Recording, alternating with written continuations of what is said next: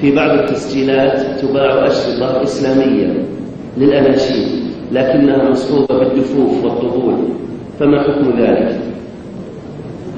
لا يجوز الاستماع إليها ما دامت مصحوبة بهذا.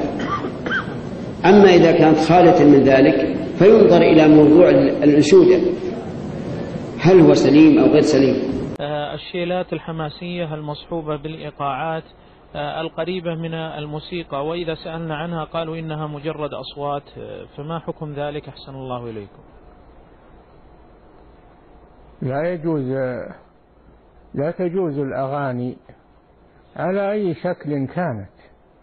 حديث الشيلات هذه، والله هذه الشيلات خطيرة. شوف، إذا شابهت الأغاني والمؤثرات مثل الموسيقى، الخلفيات مثل الموسيقى، حرام، تأخذ حكم الموسيقى.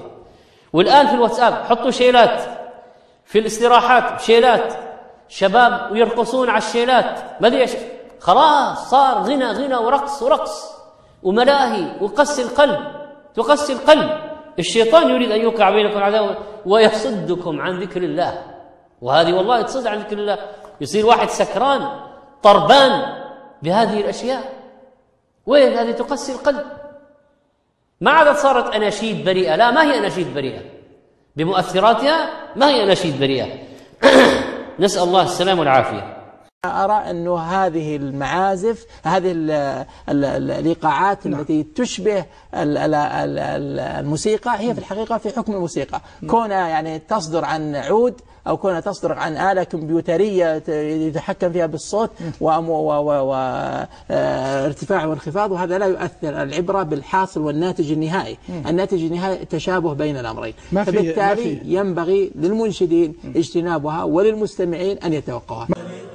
المؤثرات البشرية التي تشابه الموسيقى اللي تسمى الإيقاعات، نعم، لكنها كلها بالأصوات البشرية يعني. أيا كانت ما تسمى بالإيقاعات التي تشابه ضربات الموسيقى، نعم. سواء كان العزف مثلا بالآلة أو نحو ذلك، وكان ذلك أيضا بالفم، وكان ذلك أيضا عن طريق التقنية. فيوجد مثلا برامج حاسوبية مثلا شابه الآلات الموسيقية. نقول ما شابه الباطل فهو باطل.